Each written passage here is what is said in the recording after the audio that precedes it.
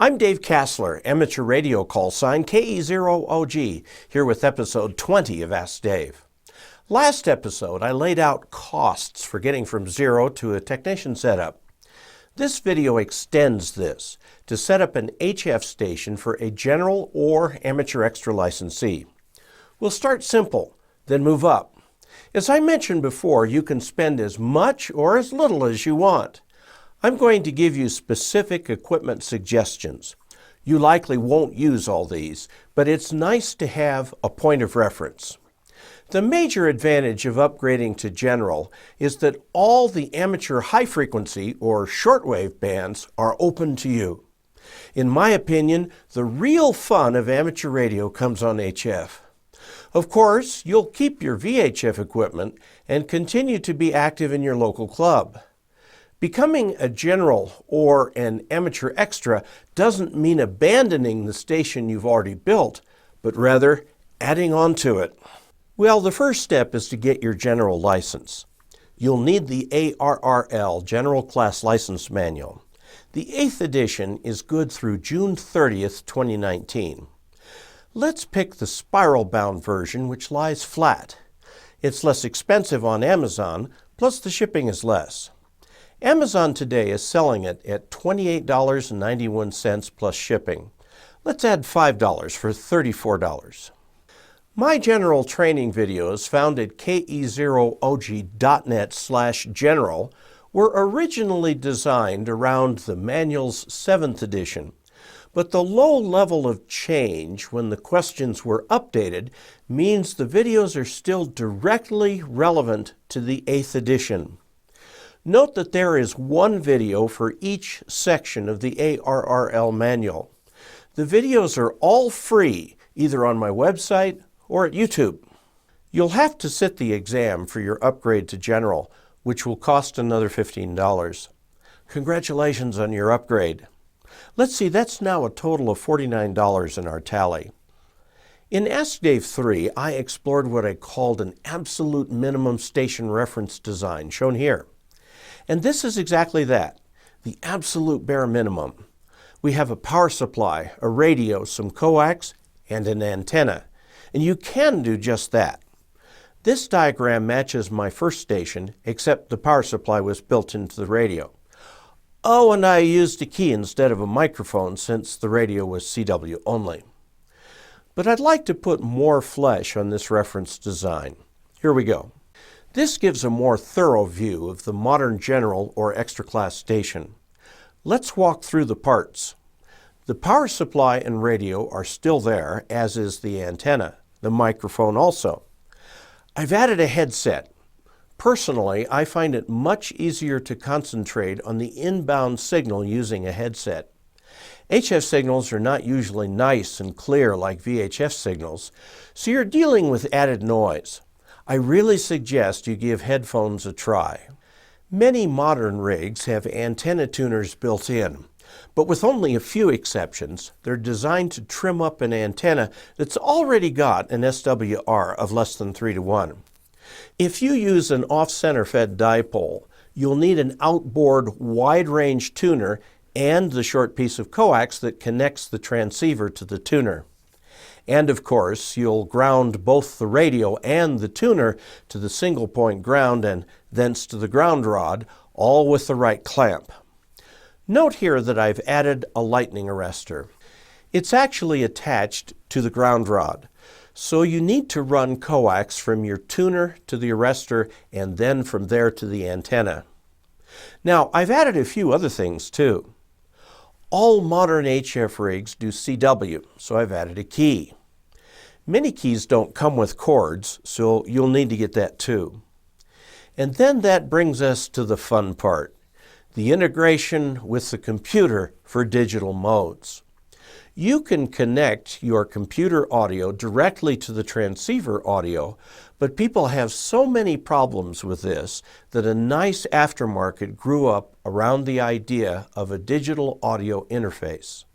It plugs into the transceiver's audio input, audio output, and push-to-talk circuits, and on the other side it connects to a USB port on the computer. Sometimes these are called USB sound cards, but are really more than that. Oh, I've also included a separate line for computer control of the transceiver itself. Many radios want an RS-232 connection here. Manufacturers stopped putting those into computers many years ago, so you may need to get a dongle that connects to a USB port on one side and RS-232 on the other. The newer radios permit USB connection directly. Lastly, there's the software in the computer that will enable the digital modes and radio control. Whew, that's a lot. Let's go through these with some specific recommendations. Again, your station will be different, but it's nice to have a reference design. There are lots of power supplies out there. If you're running a 100-watt modern rig, a 25-amp supply that can surge to 30 is more than adequate for all modes of operation. You may have already gotten this power supply with your tech station. I am specifying the PowerWorks SS30DV here because I have one and it works well. The cost is $120. Add another $20 for shipping and handling. You may be able to get this at a bit of a discount at one of the big retailers such as Ham Radio Outlet or Amateur Electronics Supply.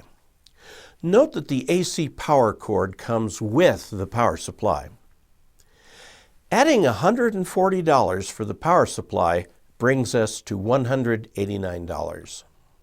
Well, let's tackle the transceiver right now. I recommend something simple. Unfortunately, none of the modern rigs are truly simple, but some are more simple than others.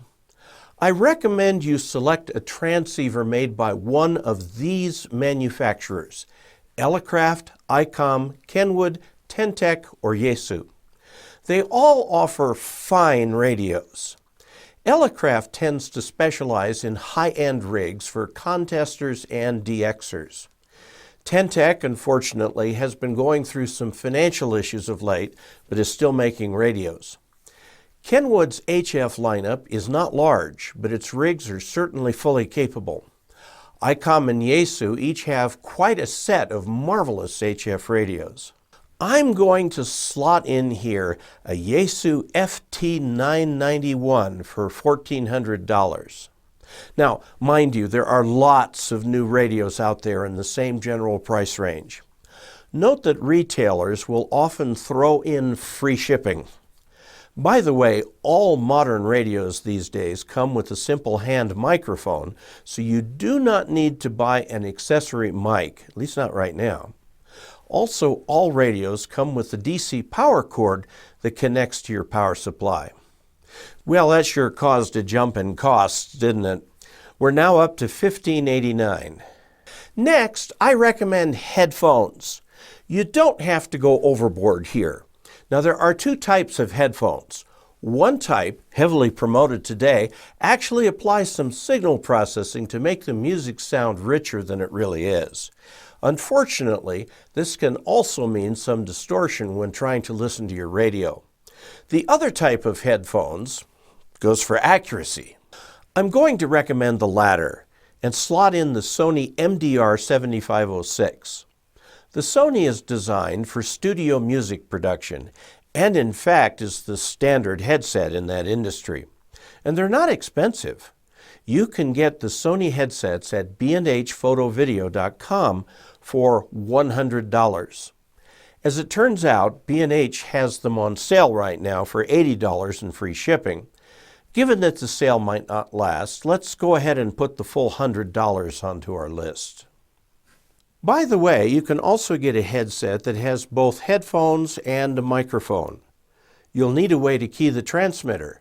Some use Vox, or voice-operated keying, but lots of others do what I do and use a foot switch. Okay, let's look at our reference design again. Next is the tuner. You can pay pretty much anything you want for a tuner these days. I've used both manual and automatic tuners. Given that we're not going for the rock bottom station here, I'm going to slot in the same automatic antenna tuner I use, the MFJ 993B, which you can get from Ham Radio Outlet for $250 and free shipping. Note that there are many choices out there. MFJ's chief competition seems to be LDG. Adding $250 to our charts gets us up to $1,939. In the diagram, we have a ground rod plus some strap or ground cable that goes from the ground rod to the radio. The ground rod itself is available from Home Depot for $12 plus tax, say $14. I recommend you go to your local Home Depot or Lowe's or a nearby hardware store rather than try to have this rather awkward item shipped. I point out that driving a ground rod can be an exercise in frustration. There are ground rod driver tools that perhaps you can borrow or rent. You'll need a little clamp for the ground rod to attach your ground wire. Set aside $4 for this, including tax. Again, pick this up at your local store. Okay, that adds $18 to our list, but we're not done with the ground system yet. We need to add the ground strap itself. This goes from the rig to the ground rod. You can get bulk half-inch ground braid, sometimes called ground strap, at ham radio outlet for about 80 cents per foot. Let's round up to $1 a foot. I'm guessing you'll need at least 25 feet. Let's make it 30. So $30 plus another $5 shipping. So adding $35 for the ground braid brings us to nearly $2,000. Let's mount a lightning arrestor right at that ground rod. I personally use the Alpha Delta ATT 3G50U, which has SO239 connectors and is good for up to 200 watts. A similar version is good for up to 2,000 watts. It sells at DX Engineering for about $50. But note that this needs to be attached to the ground rod via a special clamp shown down here. Well, let's check that one out. Here's the clamp. It has room for 4 lightning protectors. I use all 4 positions with 2 HF antennas and 2 VHF antennas. The clamp runs around $50. By the way, I suggest you do not skip this step. My station once took a direct lightning strike. I had no lightning protection. Fortunately, the rig itself was disconnected, but it did damage my power supply and antenna tuner. The purpose of the lightning arrestor is to provide a path to ground for high voltages that bypasses your rig, which is why the manufacturer calls it a surge protector. So let's add $100 for lightning protection. We're now up to $2,092. And finally, we need coax. I'm going to use pre-assembled cables here. You can save a bit of money by soldering the connectors yourself, but not much.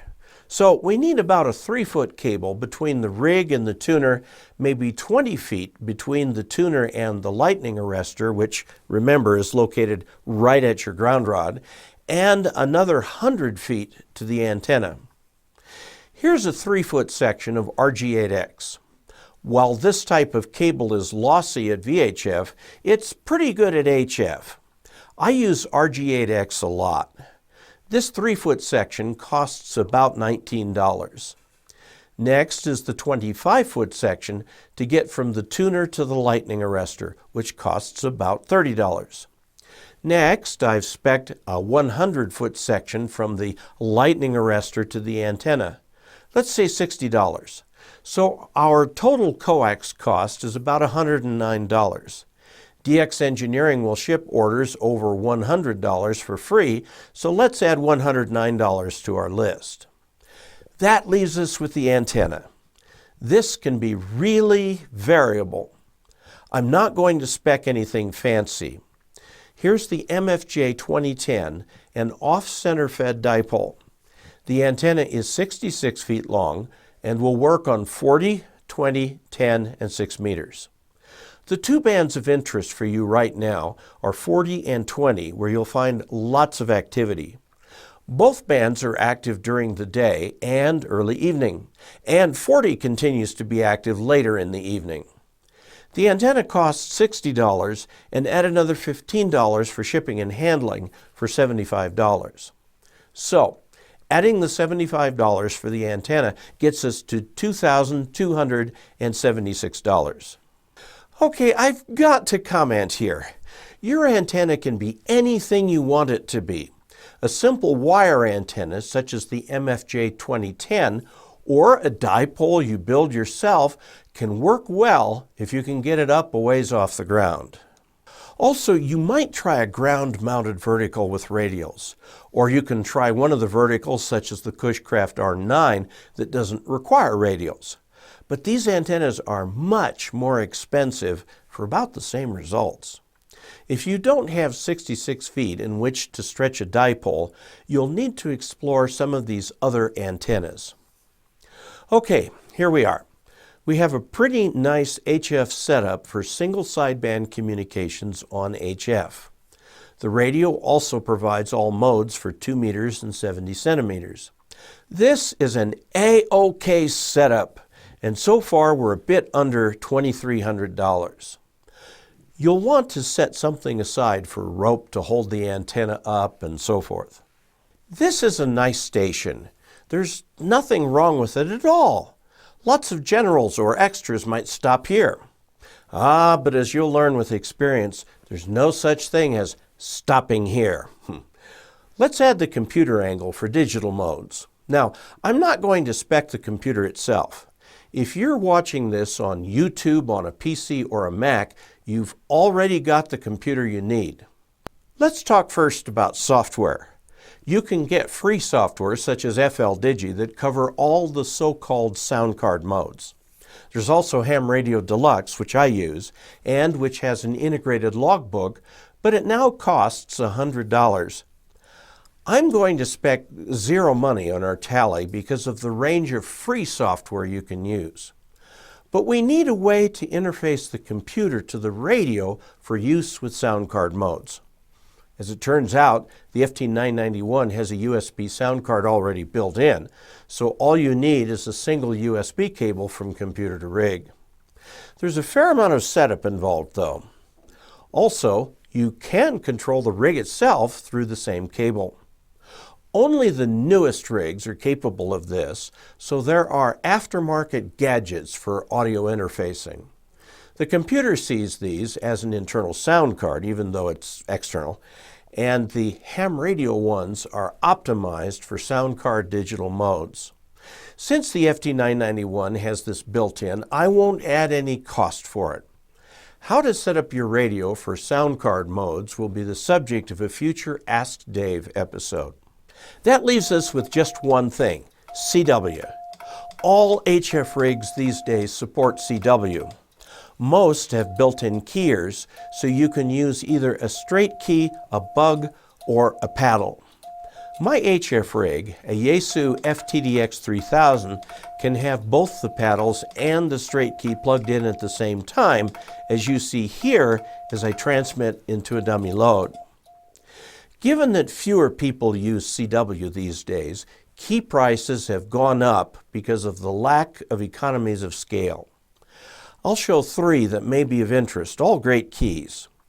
First is this little Chinese key, the D117/K4 heavy key, available from Morse Express. The price is $70 plus shipping. By the way, you can pay a great deal more for a hand key. I would warn you away from the inexpensive ones that run less than $50. This is a case of getting what you pay for. By the way, if you're interested in CW, I suggest you start with a straight key. You may graduate to a bug or keyer, but somehow that straight key never quite gets put away. The next option is a mechanical bug. This venerable unit from Vibraplex is a classic, and the design is as old as amateur radio itself. It makes DITs automatically, but DAWs are created by hand. Morse Express's price is $210, so maybe add another $20 for shipping. Paddles are used with the iambic keyer built into your radio. The classic set of paddles, which is what I have, is the Bencher BY1. It's actually less expensive than the Bug, given it is much less complex mechanically. Properly treated, this set of paddles should last you a lifetime. Oh my, so many options. We're up over $2,000 for a nice, comfortable general or amateur extra station. This is a completely serviceable station and can last many, many years. I will predict in advance that the first element you will start to tinker with will be the antenna. In the meantime, I've provided you with a reference station and its associated costs. There's no upper limit on how much you can spend, but the station I've described here should give you many years of pleasurable operating. Well, I mentioned digital modes a moment ago, and they all make great use of a waterfall display. I'll explain what that is in a future video, but in the meantime we can enjoy Twin Falls in Yankee Boy Basin near Ouray, Colorado. The basin is famous for its flowers, which bloom the best in late July, which for this altitude is early spring. Okay, so this provides an overview of costs based on an HF station reference design.